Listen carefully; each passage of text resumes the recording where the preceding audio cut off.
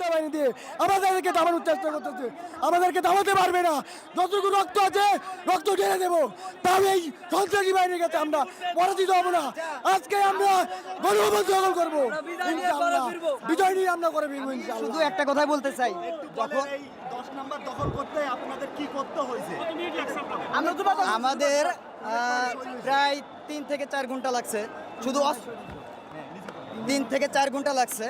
আর এখানে অনেকগুলো লোক যেগুলো হসপিটালে এবং আমাদের অফিসে ফার্স্ট এইডে এখনও 50 থেকে 60 জন লোক কাতরাচ্ছে ওইখানে। আমি ফার্স্ট এইড নিয়ে চলে আসছি। সাউন্ড গ্রেনেডে কি স্প্লিটার ঢোকে? সাউন্ড গ্রেনেড না ছিল, ওটা গ্রেনেড ছিল, ওটা গ্রেনেড ছিল এবং প্রথম থেকে ছাত্রলীগের থেকে মারা হয়েছে, তারপরে পুলিশ আসছে। আমার এটা পুলিশের দেয় না, আমার এখানে সাউন্ড গ্রেনেডের তারপর বিকট শব্দ হয়েছে, তারপর স্প্লিটার ঢুকছে।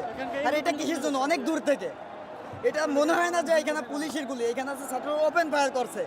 পুলিশের আগে সর্বপ্রথম ফায়ার করছে ছাত্রলীগ যুবলীগ সবাই মিলে, এবং সবগুলো ভিডিও রেকর্ড আছে এবং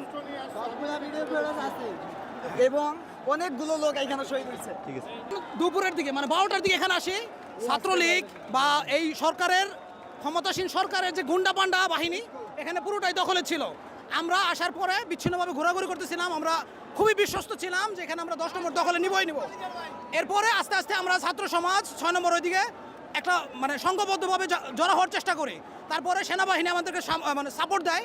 এক পর্যায়ে আমরা মুভ করতে থাকি, এ পাশ থেকে ওরা তুমুল ফায়ার করে।